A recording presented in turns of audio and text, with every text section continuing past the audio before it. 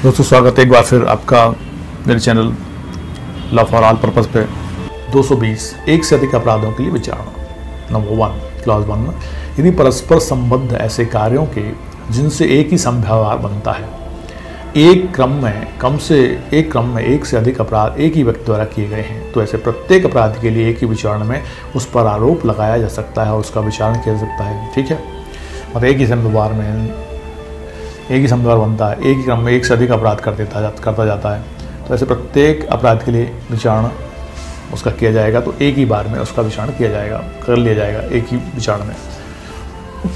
उसको अपन क्लॉज 2 में और अच्छे से भी समझ में आएगा आपको एग्जाम्पल से।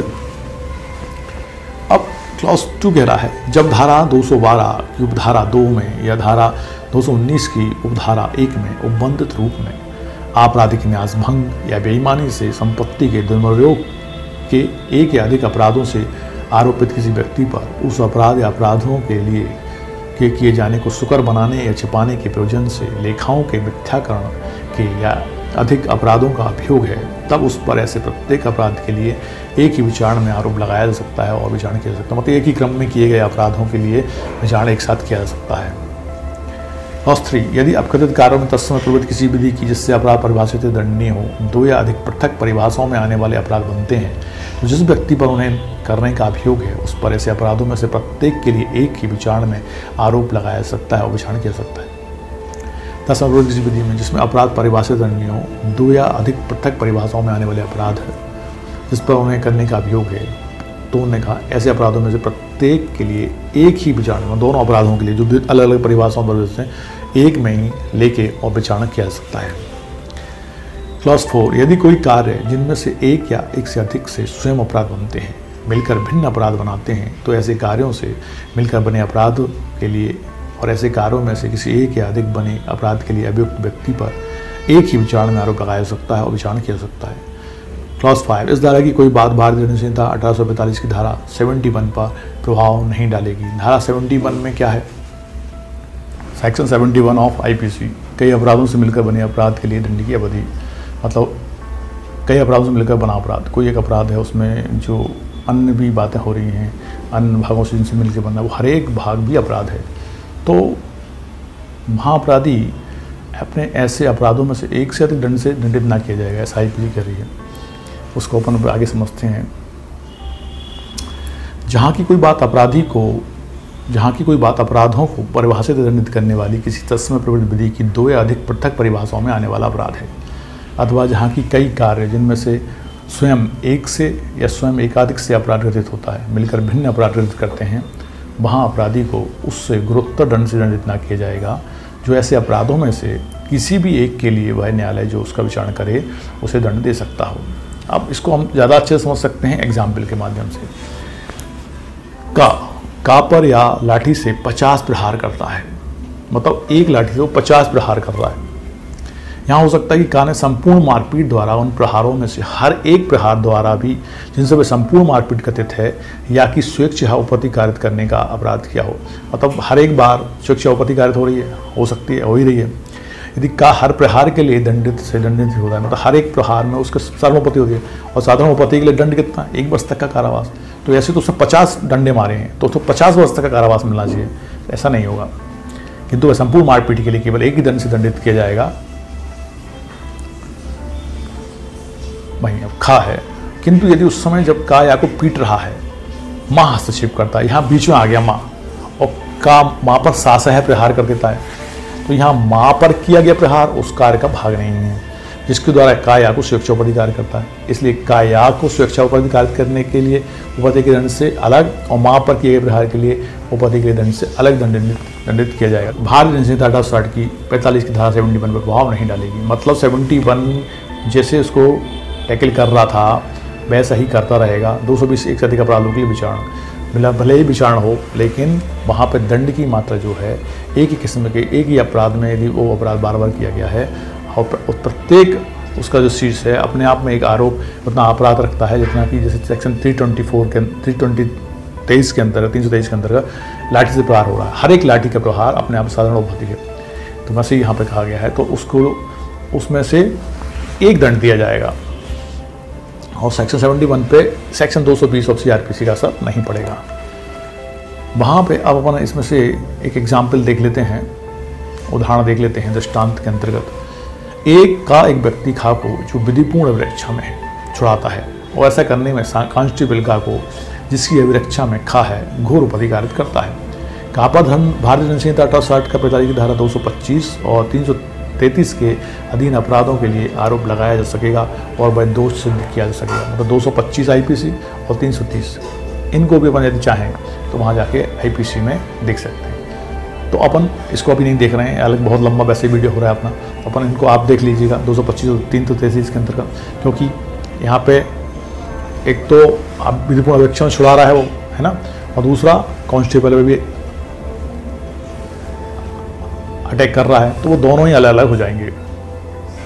इस तरह से और भी कई एग्जाम्पल्स हैं जिनको आप देख सकते हैं, देख लीजिएगा, और बहुत सारे ढेर सारे।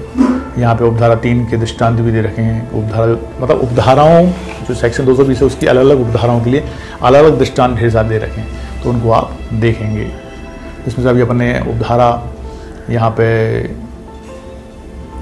1 का दृष्टांत देखे थे, अब उपधारा 3 के लिए अपन दृष्टांत देख लेते हैं। उपधारा 3 में क्या है, ये देखिए, का बेंत से खा पर सदोष आघात करता है, मतलब सदोष आघात करता है, मैं जानबूझ के वो उस पर आघात कर रहा है। का पर भारतीय दंड संहिता की धारा 352 और 323 के अधीन अपराधों के लिए पृथकतः आरोप लगाया जा सकता है और वह दोष सिद्ध किया जा सकता है। सदोष आघात कर रहा है, बेंत से आरोप कर रहा है अटैक, 352 और 323 के अधीन अपराधों के लिए पृथकतः आरोप लगाया जा सकता है और वो दोष सिद्ध किया जा सकता है। तो अपन उपधारा 3 के भी दृष्टांत देख लिया, उपधारा 4 का दृष्टांत देख लेते हैं। एक खाको का लूटता है और ऐसा करने में उसे स्वेच्छा उपहतिकारित करता है। एक तो लूट रहा है लूटने के लिए, और दूसरा उपहति भी कर रहा है। तो का पर भारतीय दंड संहिता 1860 का 45 धारा 323 उपहति, 392 मतलब लूट, और 394 के अधीन अपराधों के लिए पृथकता आरोप लगाया जा सकेगा और वो दोष सिद्ध भी किया जा सकेगा। तो हमने देखा 320 के जो क्लॉज 1 था, क्लॉज 3 था, क्लॉज 4, उनके अंतर्गत दृष्टांत के माध्यम से हमने उसको अच्छे से समझ लिया। अब सेक्शन 221 पे हम जाते हैं, जहाँ इस बारे में संदेह है कि कौन सा अपराध किया गया है, मतलब ये डाउटफुल है कि अपराध आखिर हुआ कौन सा है। तो उस कंडीशन में सेक्शन 221 हमको डिफाइन करेगी कि अपराध कौन सा हुआ है। तो क्लॉज 1 कह रहा है, यदि कोई एक कार्य या कार्यों का क्रम इस प्रकार है कि यह संदेह है कि उन तथ्यों से जो सिद्ध किए जा सकते हैं कई अपराधों में से कौन सा अपराध बनेगा, तो अभियुक्त पर ऐसे सब अपराध या उनमें से ऐसा करने का आरोप लगाया जा सकेगा और ऐसे अपराधों में से कितनों ही का एक साथ विचारण किया जा सकेगा या उस पर उक्त अपराधों में से किसी एक को करने का अनुकल्प तथा आरोप लगाया सकेगा। ठीक है, मैं क्या कर रहे हैं, ऐसे बहुत सारे अपराध हो रहे हैं, इस प्रकार है कि समझ में नहीं आ रहा कि कौन सा अपराध हो रहा है। तो अभियुक्त ऐसे सब अपराधों में से उनमें से सबके आरोप लगाए सकेंगे, कितनों के एक साथ विचारण किया जा सकेगा या उनमें से किसी एक का विचारण किया जा सकेगा, ऐसे करके उसको करेंगे वो, या उस पर उक्त आरोप में से किसी एक को करने का अनुकल्प आरोप लगाया जा सकेगा। अब क्लॉज 2 कह रहा है, यदि ऐसे मामले में अभियुक्त पर एक अपराध का आरोप लगाया गया है और साक्ष्य से प्रतीत होता है कि उसने भिन्न अपराध किया है, मतलब आरोप किसी चीज़ का लगाया है, अपराध उससे भिन्न किया है, उसके लिए उस पर उपधारा 1 के उपबंधों के अधीन आरोप लगाया जा सकता था, तो वह उस अपराध के लिए दोष सिद्ध किया जा सकेगा जिसका उसके द्वारा किया जाना दर्शित है, यद्यपि उसके लिए उस पर आरोप नहीं लगाया। मतलब बड़ा आरोप किसी चीज़ का किसी अपराध का लगाया, अपराध कोई और हुआ है तो और उस पर आरोप लगाया जा सकता था उसका, तो क्या होगा कि उसको जिस आरोप नहीं लगा है उस अपराध के लिए दोष सिद्ध किया जा सकता है। उसका एक दृष्टांत देखेंगे, एग्जाम्पल देखेंगे तो शायद समझ में आएगा। का पर ऐसे कार्य का अभियोग है जो चोरी की या चुराई की संपत्ति प्राप्त करने की या आपराधिक न्यासभंग की या छल की कोटि में आ सकता है।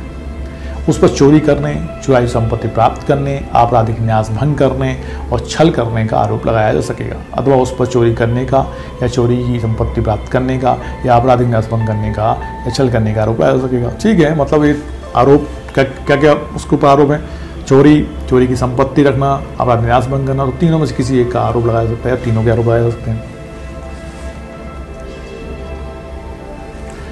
एक और एग्जाम्पल इसका हम ले लेते हैं। का मजिस्ट्रेट के समक्ष शपथ पर कहता है कि उसने देखा कि खां ने गा को लाठी मारी। सेशन न्यायालय में समक्ष का शपथ पर कहता है कि खां ने गा को कभी नहीं मारा।